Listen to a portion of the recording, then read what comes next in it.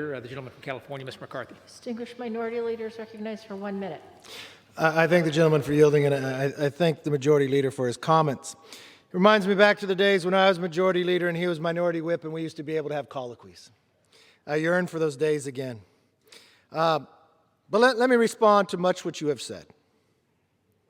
I respect you greatly, but I just think you're wrong. When I walked in the room, you said we did not want to meet. You know that's not true. Simply look at the board today. How many Republicans are here and how many Democrats? We'll give you an easy answer to that question of who wants to meet. Or why don't you look just simply a month ago? Only one side put a plan out of how to bring Congress back. We don't have a schedule. We don't know when we're supposed to come. One day you say yes, the next day you say no. I think it's very clear what side wants to meet. It's very clear based upon 231 years of history. For those members not in the chamber and sitting in their office watching on television, you ought to pay attention to this very next vote. You're going to do something that no member has ever allowed to do before. You're going to change history, not for the better. While millions of Americans are going to be tuned to their television to watch us put people in space, you're going to watch more than 70 members on the Democrat side stay home and say they could not make it, but they still want a paycheck. And you just listen to the majority leader question the Republicans of whether they want to meet. I watched my own state of California. Now we get to go to church. Now we get our haircut today. But in Congress, what do you get? You get no accountability.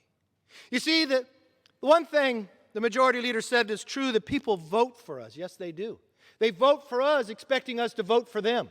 They do not expect you to give that vote to somebody from another state. Our Constitution, our country expects us to convene, just as history has shown every time before in any crisis we have. I heard the majority leader question, not going through the speaker, but one of our own members, on a speech that he gave just a few minutes before, Congressman Chip Roy, about whether he wanted to meet. Well, let's look at some facts. You are called back here to vote on a bill authored by Chip Roy, the congressman, to help small businesses, but his name will no longer be on it. And the only reason we're going to get a vote on it because the speaker had to pledge to somebody to vote for the $3 trillion bill that we'd vote on it. And once we found out everybody loved the bill, lo and behold, we can't let a Republican have the name on the bill. So we changed the bill number, didn't change the bill, but took his name off. He's no longer the main author of the bill, even though it was his idea. Something you could be very proud of on the other side. You played politics well that day. Chip Roy will tell me, though, he doesn't care who gets the credit. He just wants to help the small business. I look forward to the member who took his name and tried to campaign on that. That's a lot of character on your side, by far. I hope you're proud of that, because I don't think anybody in the country is. Now let's just look at some facts. I respect the chairman of the Rules Committee. I read his reports, and even in April, he wrote a report about proxy voting, and he questioned the constitutionality of it. I don't know if the Constitution changed between then, but I don't believe it has. But let's look exactly at the facts of what you have. Now, I think many of you will say in your own states, things are getting better. I know in my home state, we can go to church. Yes, we can get our hair cut. Restaurants are opening up. But 2 weeks ago, you'd probably argue it was a little worse.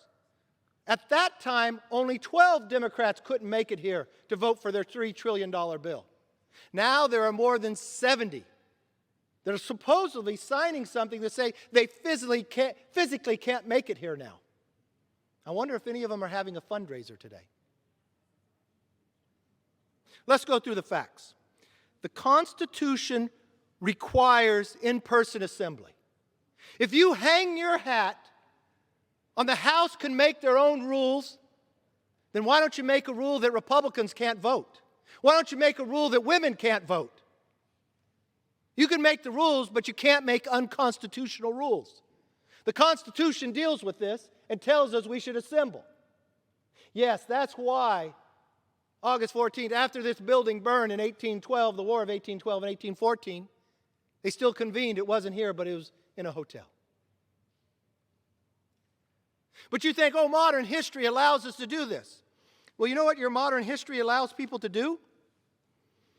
If the member can't vote on the proxy, you allow the staff to do it. That's literally what your rule says. If you don't have it, I'll put it in record right here.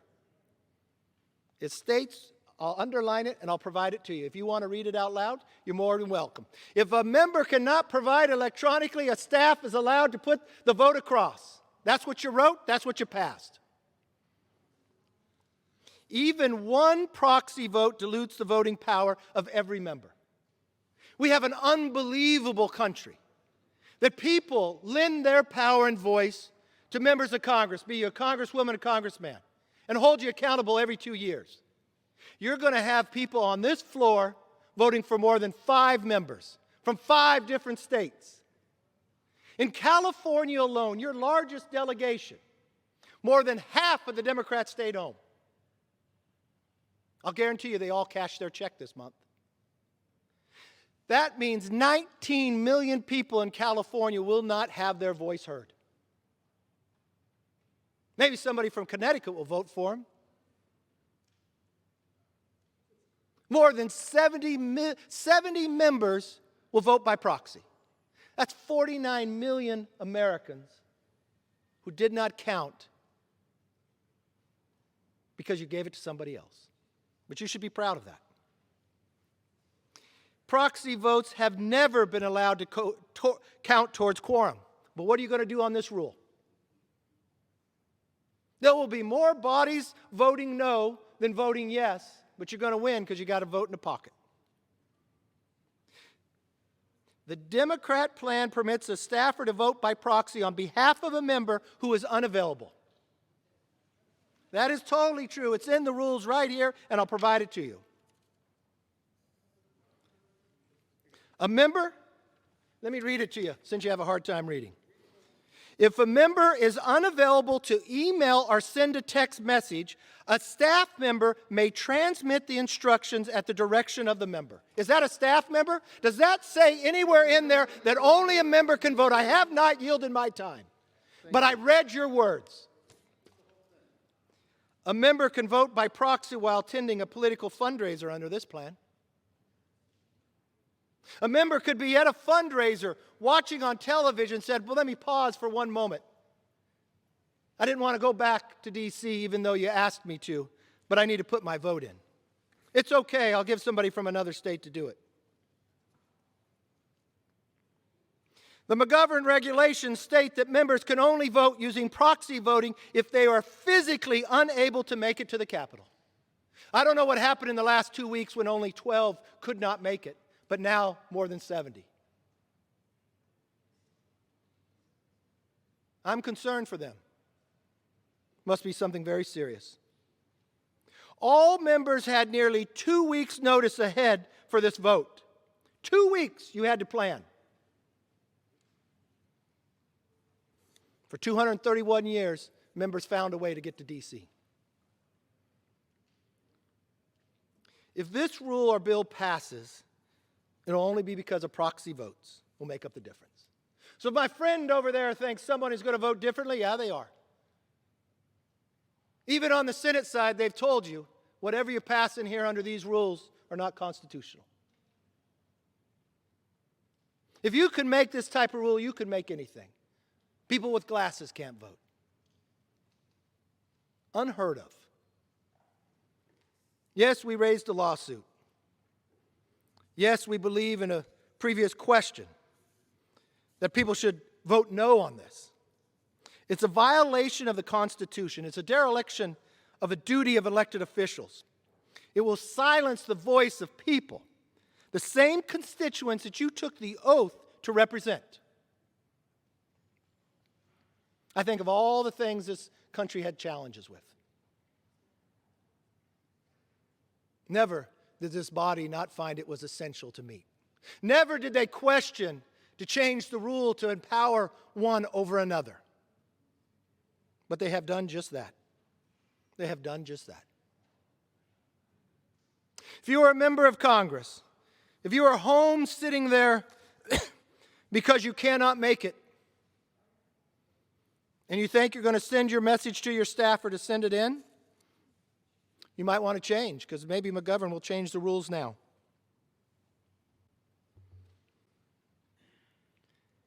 When you were sworn in, you upheld your hand to uphold the Constitution. This is your moment. This is your time.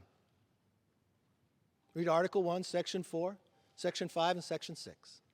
We even compel people to go gather you to bring you to these chambers.